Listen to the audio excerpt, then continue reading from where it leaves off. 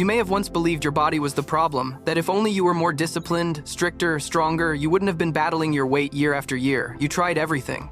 Low-carb diets, veganism, intermittent fasting, keto, paleo. You downloaded calorie-counting apps. You stood in front of the gym mirror, sweating, believing every painful minute was a step closer to your desired physique. And for a short time, it worked. The numbers on the scale dropped. People commented you were thinner. You felt in control. But then, something changed. The hunger wasn't mild anymore. It became persistent and obsessive.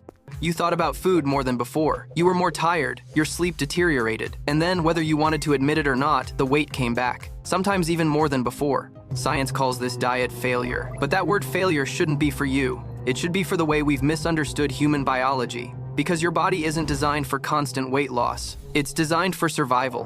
When you eat less than usual for an extended period, your body doesn't think you're dieting. It thinks you're living in a period of scarcity. And when scarcity occurs, every survival system is activated. Your metabolism slows down to conserve energy. The hormone ghrelin, the hunger hormone, increases as a biological alarm.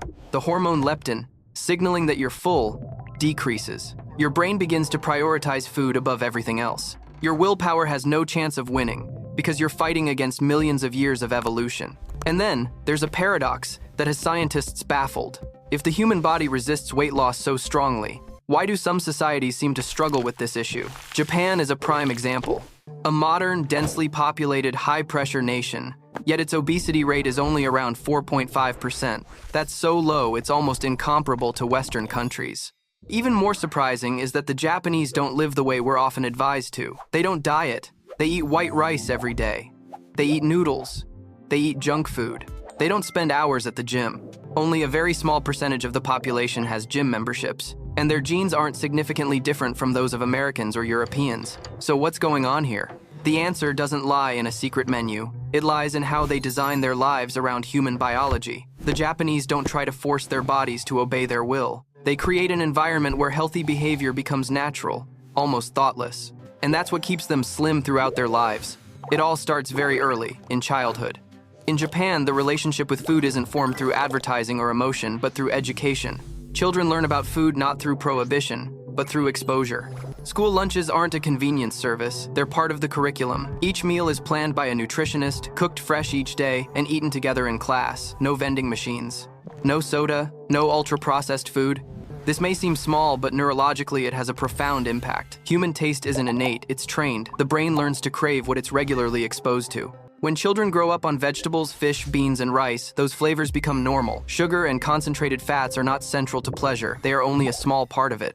Conversely, in many other societies, children are exposed to processed foods from an early age. Their brains are trained to crave sugar, salt, and fat at high levels. And once those habits are ingrained, they are very difficult to change in adulthood. But here's the important point. Taste can be retrained. The brain is plastic. It adapts to what you repeat. When you gradually reduce ultra-processed foods, when you give your taste buds time to recover, you'll find that foods that were once so appealing now seem too sweet, too salty, too heavy. Not because you're forcing yourself, but because your nervous system has relearned how to perceive. Another factor that the Japanese understand very well is the power of convenience. They don't believe in relying solely on willpower. Instead, they design the environment so that healthy choices are the easiest. Japan has one of the highest densities of convenience stores in the world. But unlike many other places, fast food there isn't a symbol of nutritional decay. You can buy a balanced meal with rice, fish, miso soup, and vegetables in just a few minutes. In behavioral psychology, there's a very clear principle. People don't choose the best, they choose the easiest. When healthy food is within reach, when it doesn't require special effort, it becomes the default choice. The Japanese don't fight their cravings. They change what those cravings are directed towards. Portion sizes are also a key factor. Japanese culture values moderation, not through calorie counting, but through presentation. Meals are divided into many small dishes, served on small plates. The human brain assesses satisfaction not only based on the quantity of food, but also on the number of units. When you see many dishes, you feel satisfied, even if the total energy intake is lower. This phenomenon is called unit bias. We tend to finish the portion served, regardless of its size. When portions are smaller, calorie intake automatically decreases without causing a feeling of restriction. The body doesn't activate survival mode. Hormones aren't disrupted, and weight stabilizes quietly.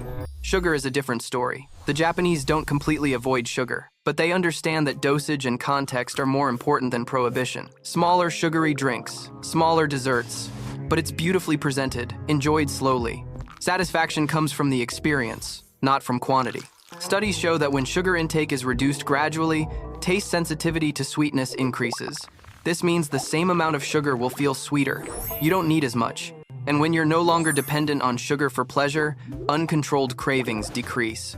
A less discussed but extremely important factor is meal structure. The Japanese eat rhythmically, 3 main meals, at relatively fixed times. When the body can predict when food will arrive, hunger and satiety hormones function more stably.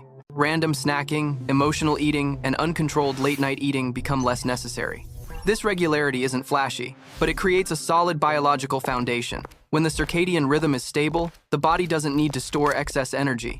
Movement is also an integral part of life, but not in the way many people think. The Japanese don't exercise, they move. Walk to the train station, climb stairs, ride a bike. Small, repetitive movements throughout the day generate a significant amount of energy expenditure. Science calls this non-exercise thermogenesis. It doesn't cause stress, it doesn't trigger stress hormones, but it accumulates. And because it's part of life, it doesn't require special willpower. Eating habits are equally important. Eating slowly is almost natural in Japanese culture. Eating with chopsticks slows down the pace. The brain needs about 20 minutes to register satiety. When you eat slowly, you give this system time to process. You eat less but feel more full. Meals aren't distracted by screens. No scrolling on your phone, no multitasking. This mindfulness helps you reconnect with your body's signals. Hunger, fullness, satisfaction. These are signals that many people have lost in the modern world. And finally, the most important thing isn't any single habit, it's the mindset. The Japanese don't see the body as an enemy to be controlled. They see it as a system to be respected. Balance, rhythm, sufficient. When you stop fighting your body, when you stop forcing it to obey harsh rules, and begin designing your life to align with its biology, staying fit is no longer a battle. It becomes a natural state. No gym needed. No extreme dieting needed. No iron will needed. Just understand your body and live with it instead of fighting against it.